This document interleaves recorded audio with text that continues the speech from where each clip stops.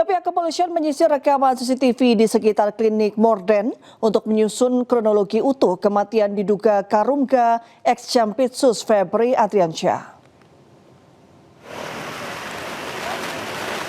Polisi menyisir rekaman kamera CCTV di sekitar klinik Morden, Kebayoran Baru, Jakarta Selatan untuk mengusut kasus kematian Sutrimo yang diduga Karungga ex-Jampitsus Febri Adriansyah.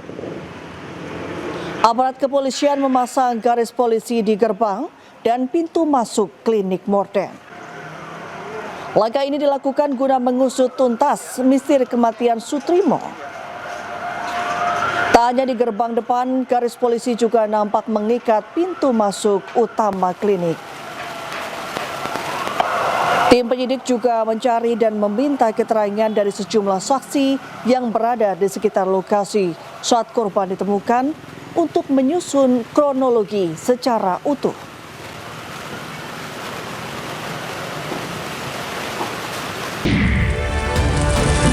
Polisi Resort Tabanan Bali menangkap 5 tersangka yang diduga melakukan aksi massa hingga tewasnya seorang warga yang diduga mencuri ayam aduan.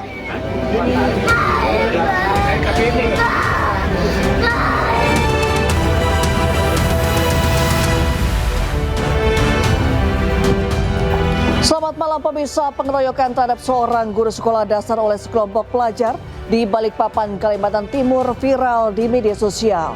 Polsek Balikpapan Timur menetapkan 3 tersangka terdiri dari 1 orang dewasa dan 2 anak berhadapan dengan hukum. Bersama saya Reni Armsari, inilah iNews Malam selengkapnya.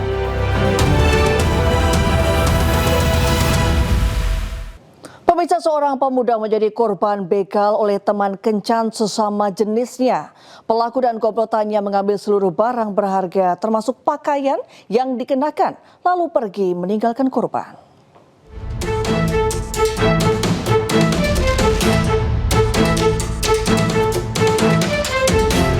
Polisi mengungkap dan menangkap 3 pelaku begal yang mengincar pria penyuka sesama jenis melalui aplikasi kencan di Depok, Jawa Barat.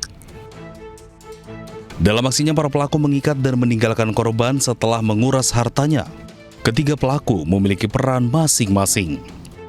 Tersangka AR berperan membuat akun dan bertugas mengulik ekonomi korban. Setelah mendapatkan korban, pelaku mengajak dan menjemput korban untuk diajak kencan, kemudian dibawa ke kuburan. Setelah itu, kedua pelaku lain, KA dan S, mendekati dari belakang untuk membegal korban. Setelah harta korban dirampas, korban ditinggal sendirian dalam kondisi terikat. Korban lalu meminta bantuan warga sekitar dan melapor ke polisi. Peristiwa tersebut, tim kami melakukan penyelidikan mendalam, melakukan olah TKP, menganalisa semua CCTV yang menuju ataupun dari TKP, kemudian juga tim opsnal kami melakukan pendalaman sehingga mendapatkan identitas dari pelaku. Pada hari Minggu dini hari, kita berhasil menangkap ketiga pelaku, dan pada saat pengembangan, pelaku melakukan perlawanan kepada tim kami sehingga kami melakukan tindakan tegas yang terukur terhadap para pelaku. Polsek Sukmajaya kemudian melakukan pendalaman dan mendapatkan identitas para pelaku. Berdasarkan penyidikan, para pelaku sudah 3 kali melakukan aksinya. Atas perbuatannya, ketiga pelaku diancam hukuman 9 tahun penjara. Direktorat Reserse Narkoba Polda Riau menggerebek gudang penyimpanan narkoba di Pekanbaru Riau. Seorang kurir beserta barang bukti narkoba 4 kg, sabu, dan puluhan ribu butir pil ekstasi diamankan oleh polisi.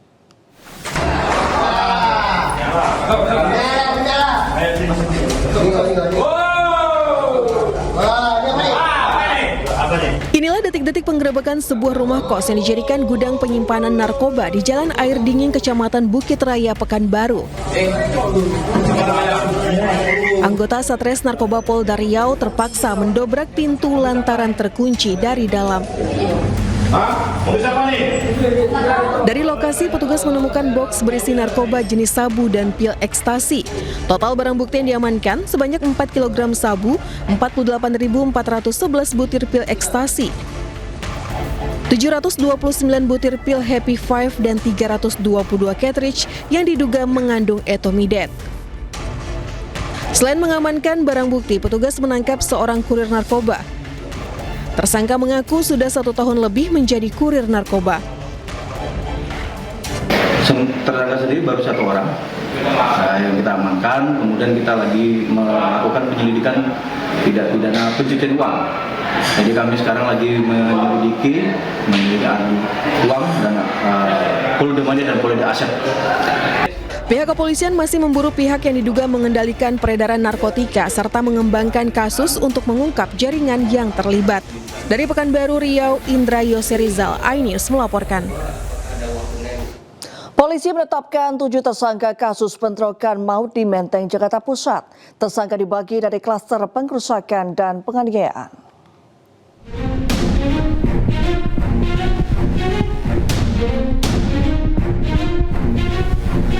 Polda Metro Jaya menetapkan 7 tersangka dalam kasus bentrokan maut antar warga di Jalan Tambak Menteng, Jakarta Pusat Minggu pagi kemarin.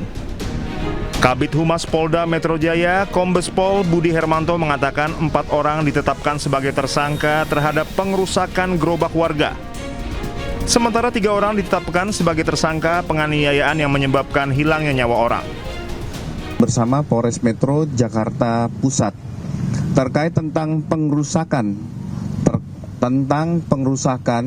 gerobak makanan pedagang, ini sudah ditetapkan 3 orang tersangka.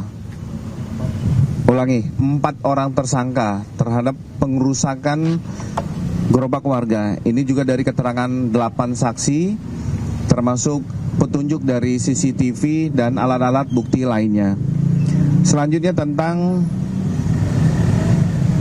perkara yang kedua, terjadinya pengeroyokan mengakibatkan hilangnya nyawa orang lain. Ini sudah dilakukan pemeriksaan 8 saksi dan ditetapkan 3 orang tersangka. Saat ini sudah diamankan oleh Ditreskrim Polda Metro Jaya. Sebelumnya, bentrokan antar 2 kelompok warga terjadi di kawasan Jalan Tambak Menteng, Jakarta Pusat Minggu pagi. Bentrokan diduga dipicu perselisihan di sebuah warung penjual sarapan. Saat bentrokan berlangsung, petugas kepolisian berupaya melerai dan menghentikan aksi kedua kelompok. Namun karena banyaknya orang yang terlibat, bentrokan tetap menimbulkan korban. Akibatnya 1 orang meninggal dunia dan 4 orang luka-luka hingga harus menjalani perawatan intensif di rumah sakit. 1 korban meninggal dunia setelah sempat mendapat penanganan medis di Rumah Sakit Cipto Mangunkusumo. Polisi memastikan kedua kelompok warga juga telah menyerahkan perkara ini kepada aparat kepolisian. Sementara petugas gabungan TNI Polri juga disiagakan meski aktivitas di lokasi kejadian telah kondusif. Dari Jakarta, Rani Sanjaya, iNews melaporkan. Ya, bentrok 2 kelompok di Menteng, Jakarta Pusat bukan dipicu pemuda yang menolak membayar dagangan seperti isu yang beredar sebelumnya. Polisi menyebut bentrok akibat kemarahan 2 pemuda yang tidak terima ditegur usai menggeber motor di depan gerobak pedagang.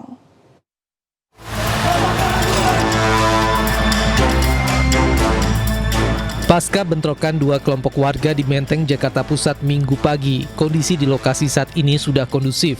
Pedagang sudah kembali berjualan seperti sebelumnya. Menurut polisi, sebelum bentrok terjadi Minggu pagi, 2 pemuda penjaga lahan marah usai tak terima ditegur warga karena menggeber sepeda motor di depan lapak penjual nasi uduk. Kedua pemuda kemudian mengajak rekannya merusak gerobak hingga memicu kemarahan dan serangan balasan warga ke lahan yang ditempati kelompok pemuda. Warga sempat membakar bangunan dan 3 motor. Akibat bentrok, seorang korban tewas setelah sempat dilarikan ke rumah sakit, sementara 4 lainnya terluka.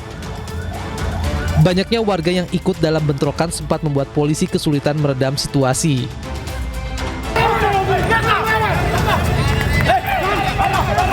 Bahkan Minggu malam, polisi masih bersiaga dan melakukan sweeping senjata tajam di sekitar lokasi kejadian mencegah saling balas serangan. Saat ini motif yang kami terima bahwasannya ada 2 orang yang menggunakan kendaraan bermotor melewati jualan kita tahu bersama yaitu nasi uduk yang gerobaknya berdampak dirusak itu karena menggeber-geber motornya sehingga knalpot tersebut membuat kebisingan, ditegur tidak terima dan 2 orang itu mengajak teman-teman lainnya sejumlah 5 orang kembali ke lokasi. Mengantisipasi terjadinya bentrok susulan, polisi hingga kini masih berjaga di lokasi. Sementara 4 pelaku pengrusakan gerobak dan 3 pelaku penganiayaan yang menewaskan korban ditetapkan tersangka. Dari Jakarta, Tim Liputan iNews melaporkan. Kembali di iNews Malam pemirsa, polisi menggelar olah tempat kejadian perkara atau olah TKP lanjutan di Klinik Morden, Jakarta Selatan. Klinik Morden diduga menjadi tempat meninggalnya pria bernama Sutrimo. Olah TKP lanjutan terkait dengan meninggalnya kepala rumah tangga ex-Jampitsus Febri Adriansyah digelar di Morden Estetik Clinic, Kebayoran Baru, Jakarta Selatan. Setelah 1 jam, tim gabungan dari Polda Metro Jaya dan Polres Metro Jakarta Selatan membawa barang bukti berupa karpet dan 1 plastik. Dari hasil proses penyidikan, barang bukti yang diambil akan dibawa ke Mabes Polri untuk dilakukan pengecekan oleh tim Puslap 4. Bangunan klinik nampak tak terawat. Beberapa plafon atap klinik terlihat sudah terlepas. Halaman klinik dipenuhi semak liar dan sejumlah barang bekas. Klinik tersebut diduga tidak beroperasi sejak pandemi COVID-19 atau sekitar 5 tahun lalu.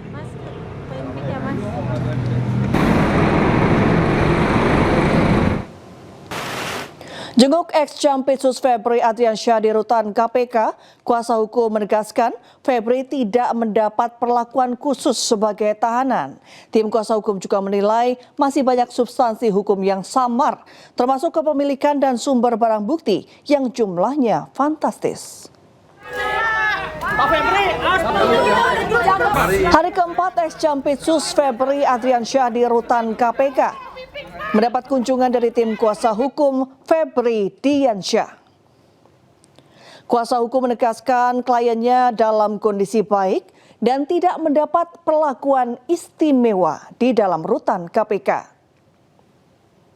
Ex-Jampitsus Febri Adriansyah juga meminta isu di publik clear, termasuk kepemilikan dan sumber barang bukti sitaan yang jumlahnya fantastis. Menurut Febri, masih banyak wilayah abu-abu atau samar secara hukum yang harus bisa dibuktikan oleh penyidik. Jadi poin utamanya adalah ada begitu banyak wilayah yang abu-abu, wilayah yang samar secara hukum saat ini yang belum clear. Tentu ini dari pandangan kami ya. Nah, wilayah yang samar-samar dan wilayah yang abu-abu inilah yang seharusnya bisa diklirkan dengan bukti-bukti yang ada. Itu kewenangan dari penyidik di Kejaksaan Agung. Kami menghormati kewenangan tim penyidik Kejaksaan Agung tersebut.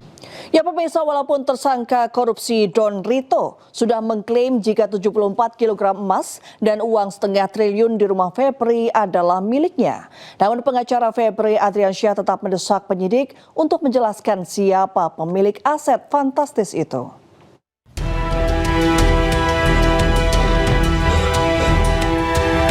Setali 3 uang dengan Febri Adriansyah, pengacaranya Febri Diansyah juga mendesak penyidik menjelaskan siapa pemilik emas 74 kg dan 543 miliar rupiah yang disita saat penggeledahan. Mantan Jubir KPK itu menyebut jika sudah terjawab siapa pemilik aset fantastis itu, maka mudah mengetahui apakah aset berasal dari usaha atau hasil kejahatan. Yang secara hukum wajib untuk dibuktikan dan perlu diklirkan adalah sebenarnya siapa pemilik benda-benda tersebut. Itu kan pertanyaan yang harus dibuktikan ya secara hukum. Pertanyaan pertamanya itu. Setelah bisa dibuktikan siapa pemiliknya, pertanyaan kedua yang juga harus diklirkan dengan bukti-bukti yang ada adalah dari mana sumber benda-benda atau barang-barang tersebut. Apakah dari misalnya ya dari usaha yang sah atau sumber yang tidak sah. Itu kan bisa macam-macam ya. Sementara itu sebelumnya Don Rito melalui pengacaranya sudah jelas mengakui jika semua aset di rumah Febri adalah miliknya. Tahun 2024, Pak Idon meminta izin membangun brankas. Fungsinya buat apa? Untuk menaruh barang-barang berharga. Karena di situ nanti banyak aktivitas operasional yayasan. Dalam penggeledahan yang dilakukan oleh Kortas Tipikor, polisi menggeledah 12 tempat. Di rumah Febri Adriansyah, polisi menyita 74 kg emas dan 500 miliar rupiah lebih.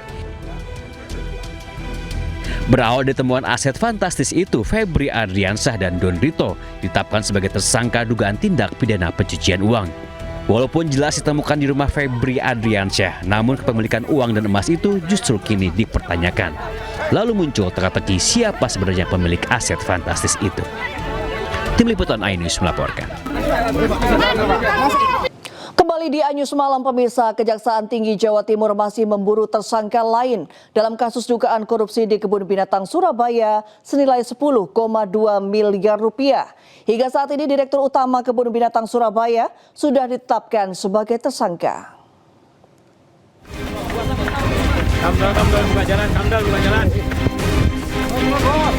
Usai menetapkan mantan Direktur Utama Kebun Binatang Surabaya Khairul Anwar sebagai tersangka dugaan korupsi dana operasional sebesar 10,2 miliar rupiah, penyidik Kejati Jawa Timur mulai memburu tersangka lain. Pengembangan kasus dilakukan dengan memeriksa saksi-saksi tambahan. Kejati Jatim menduga tersangka lebih dari 1 orang. Apalagi dugaan korupsi dilakukan sudah sejak lama. Korupsi itu dimanapun tidak ada yang berdiri sendiri, pasti ada hal yang lain atau pihak lain. Jadi perkara ini masih terus kami dalami oleh penyidik. Pengumpulan alat bukti tentunya terus dilakukan untuk menjunjung tinggi asas praduga tak bersalah. Selanjutnya mengenai kemungkinan adanya keterlibatan dari pihak lain, tentu kami masih menunggu fakta dari hasil penyelidikan tim. Yang dalam ini kalau ditemukan adanya cukup bukti, maka tentu kami lakukan pengembangan. Kasus korupsi dana operasional KBS berhasil terungkap usai adanya laporan dari masyarakat pada tahun lalu. Mantan Direktur KBS periode 2016-2024 Khairul Anwar diduga melakukan korupsi dana operasional senilai 10,2 miliar rupiah. Khairul Anwar diduga mempermainkan dana operasional seperti biaya pakan satwa hingga sarana dan prasarana di Kebun Binatang Surabaya. Dari Surabaya, Jawa Timur, Hari Tambayong, iNews melaporkan. Pemirsa, Gubernur Bank Indonesia Peri Warjio mundur dari jabatannya. Posisi Peri sementara digantikan oleh Destri Damayanti.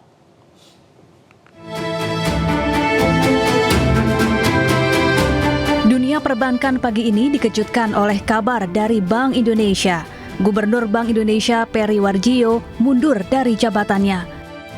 Pengumuman mundurnya Peri disampaikan oleh Menteri Sekretaris Negara Prasetyo Hadi.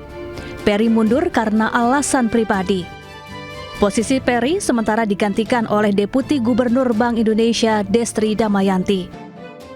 Hari ini akan kami tindak lanjuti berkenaan dengan surat pengunduran diri tersebut, karena sesuai mekanisme maka akan diterbitkanlah keputusan Presiden berkaitan dengan pemberhentian beliau secara hormat dari jabatan sebagai Gubernur Bank Indonesia. Untuk selanjutnya, sesuai dengan Undang-Undang Bank Indonesia, jabatan Gubernur Bank Indonesia akan secara otomatis dijabat oleh Deputi Gubernur Senior yang selanjutnya akan menjalankan seluruh tugas sebagai pejabat gubernur sementara. Peri menjabat sebagai Gubernur Bank Indonesia sejak tahun 2018. Selama 8 tahun menjabat, Peri mendorong standarisasi KRIS, peluncuran BI Fast hingga ekspansi pembayaran lintas negara. Tim Liputan iNews melaporkan. Sementara itu pemirsa, usai pengumuman mundurnya Gubernur BI, pasar bereaksi. IHSG sempat dibuka melemah sebelum kembali menguat. Ya, indeks harga saham gabungan atau IHSG pagi ini dibuka melemah, yaitu di angka 6.185,799. Meski dibuka di zona merah, namun IHSG perlahan membaik dan terus merangkak naik di angka 6.214,64. Sementara nilai tukar rupiah bergerak melemah 0,05% menjadi Rp17.972 per dolar AS. Gubernur sementara Bank Indonesia Destri Damayanti yang menggantikan Peri Warjio berkomitmen menjaga stabilitas pasar dan rupiah.